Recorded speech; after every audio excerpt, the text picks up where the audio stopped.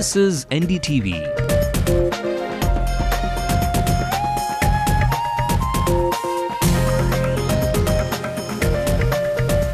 And you're watching NDTV Hindu.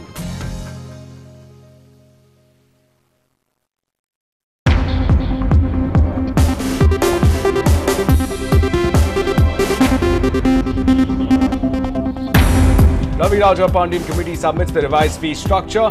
Sources reveal a 15% hike in school fees. Body of missing law college student discovered. Police sources confirm murder, but questions over motive looms large. As Jaya touches down in the capital, all eyes are on 10 Janpath. Will old wounds be forgotten?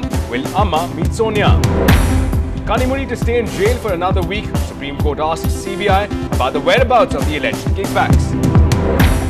Much-awaited passenger ferry from Tuticorin to Colombo is launched, expected to boost cordial relations with the island nation. The three C's, Chennai, cricket and cinema. There's no beating us, claims actor Sanat Kumar. They went all out to win this match, and we're really proud that we have the first edition of CCL. It is in history that we won the cup. The nervousness within the DMK camp is beginning to reflect, even as a potential Amma-Sonia meeting threatens to derail DMK entirely. Karunanidhi has lashed out at the media, blaming journalists for attempting to create rifts between the alliance. A very good evening. You are watching News Tonight with me, Ashmit Kumar. Let's take a look at the top stories from across the country. The Congress warns of tyranny of the unelected in slamming Anna Hazare's activists, says that he has political backing. Anna Hazare's activists take on the Prime Minister on why he should not be under the Lokpal bill. A second autopsy on the 14-year-old allegedly raped and killed by the police in UP confirms murder but no sexual assault.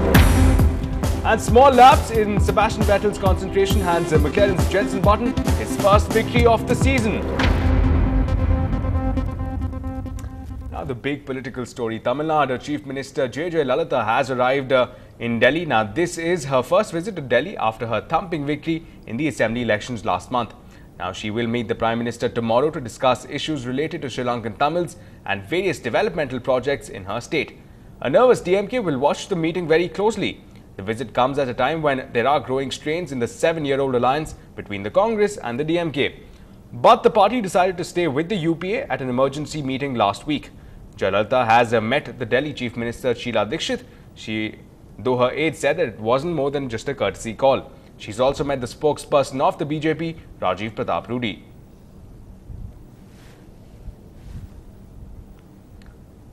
Well, on a day that the Chief Minister Jayalalitha touched down on the capital, DMK patriarch has lashed out at the media for trying to create a rift between the Congress and the party. In a letter to his party cadres and his party mouthpiece Murasoli, Karunanidhi observed that out of 31 questions that were posed to him at a press conference post the high-level meet on the 10th of June, 22 of them were relating to the alliance. He also added that the questions were framed in such a way that the media seemed keen on precipitating a break between the Congress and the DMK rather than presenting a balanced picture.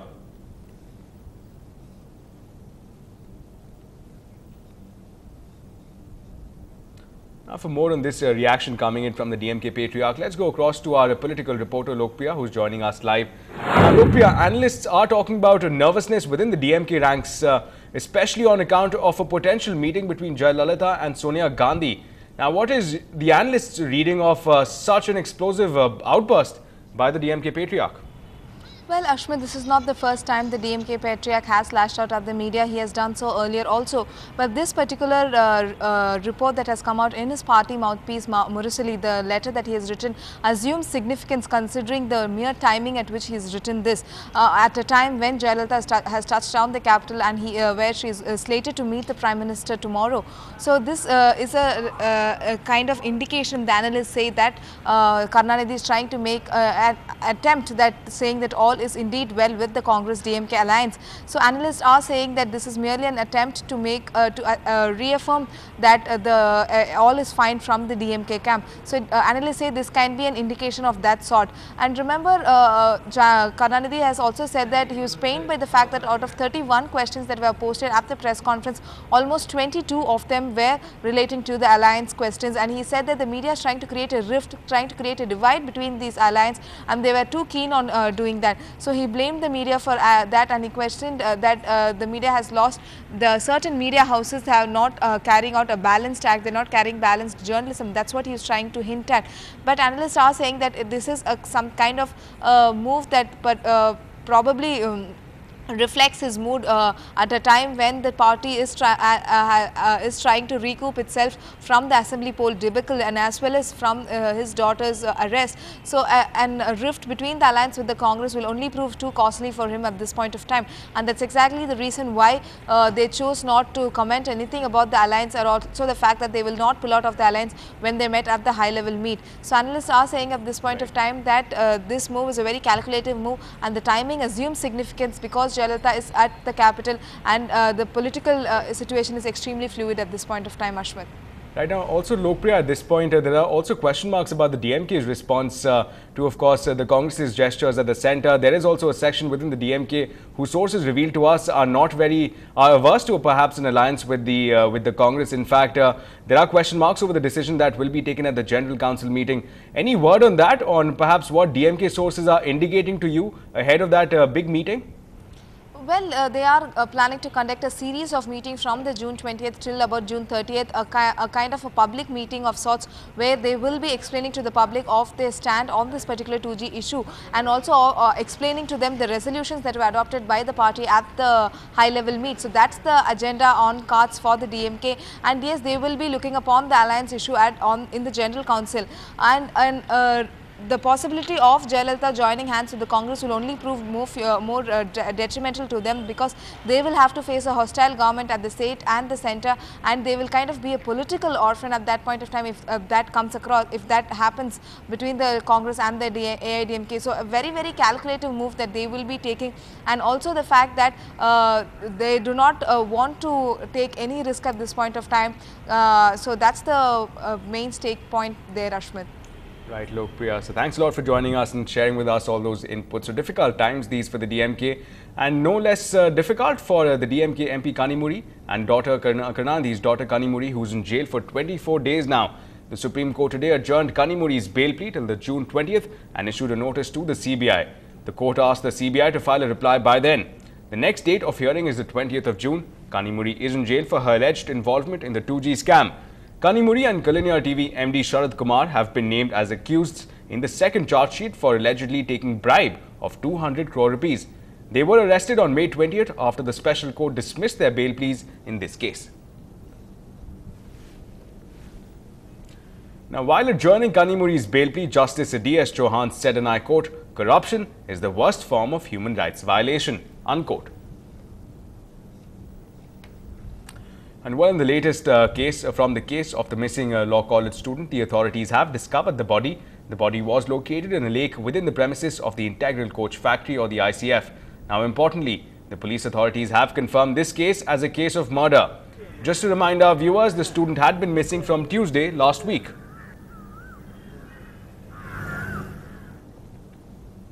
Now, for more on this, let's go across to our crime reporter Salim, who's joining us live over the phone line. Now, Salim, you brought it to our attention in the last bulletin that, of course, the police have confirmed this as a case of murder, as a case of homicide. Leads of investigation at this point. Any leads on potential suspects and motives at this point? As of now, the police say they don't have any specific leads, Ashmit, but they say that the investigation is underway. The police at the scene of crime said that it's a case of murder. Also, the police say that the body had been immersed in lake after death, and the body was tied to a rock and was thrown inside the lake. The face completely disfigured.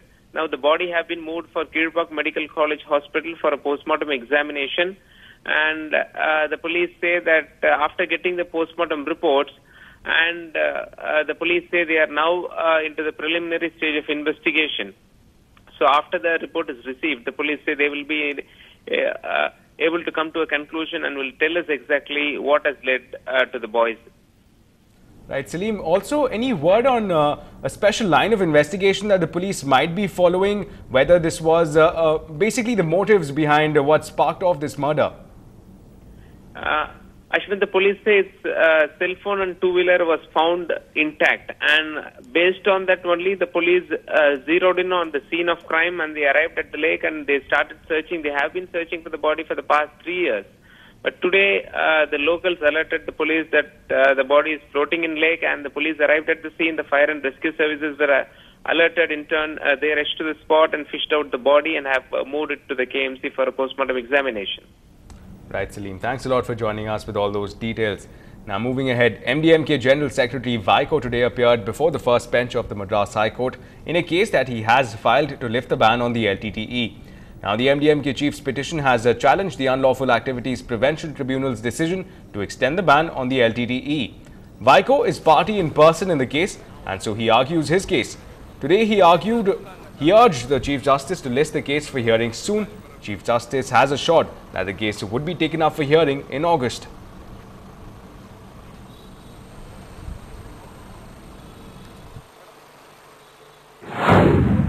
விதிக்கப்பட்டிருக்கின்ற தடை நீக்கப்பட வேண்டும் என்று அந்த தடையை உறுதி செய்வது குறித்து அமைக்கப்பட்ட டெல்லி உயர்நீதிமன்ற நீதிபதி மாண்புமிகு விக்ரம்ஜித் சென் தலைமையிலான அந்த தீர்ப்பாயத்திற்கு முன்பு 6 அமர்வுகளில் கலந்து கொண்டு தடையை நீக்க வேண்டும் என்பதற்காக நான் வாதிட்டிருக்கிறேன். தடையை உறுதி செய்து அவர் தீர்ப்பளித்ததை எதிர்த்து சென்னை உயர்நீதிமன்றத்தில் தலைமை நீதிபதி அவர்கள் அமர்விலே நான் ரிட் மனு தாக்கல் செய்திருக்கிறேன். அந்த ரிட் மனு என்று பட்டியலில் 121வது வழக்காக இடம்பெற்றிருந்தது. Well, coming back to the big story, Chief Minister Jayalalitha's Delhi visit may be for more central aid to the state, but the visit also assumes significance on many fronts. Will she meet Sonia Gandhi away from the media glare? Will a centre battered by the anti-corruption winds blow closer to the new Tamil Nadu Chief Minister on a day when it became clear that DMK MP Kanimuri will have to spend more time in jail? Or will there be a tilt in political alignments?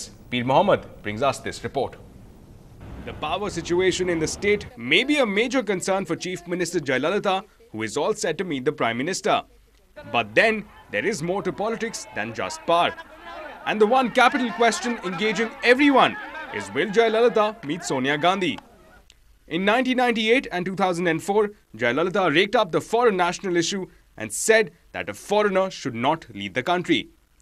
In 1999, Jayalalitha also kept Sonia Gandhi waiting at the Villupuram public meeting.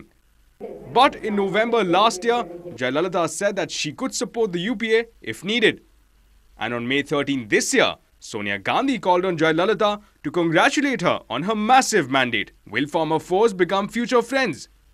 For the DMK, it has been a kiss and make up relationship with the Congress, with the seat sharing, poll performance, and of course DMK MP Kanimuri being held as an under trial at Tihar jail. And with the DMK saying it will review its stand on whether its MPs will remain as ministers in the UPA in about 2 weeks' time from now, analysts wonder if Jayalalitha can turn this visit into a capital call for the AIADMK. In Chennai, with Peer Mohammed, this is Ashmit Kumar for NDTV Hindu. Well, moving ahead now, the developments in the alleged rape and murder case in UP turn murky.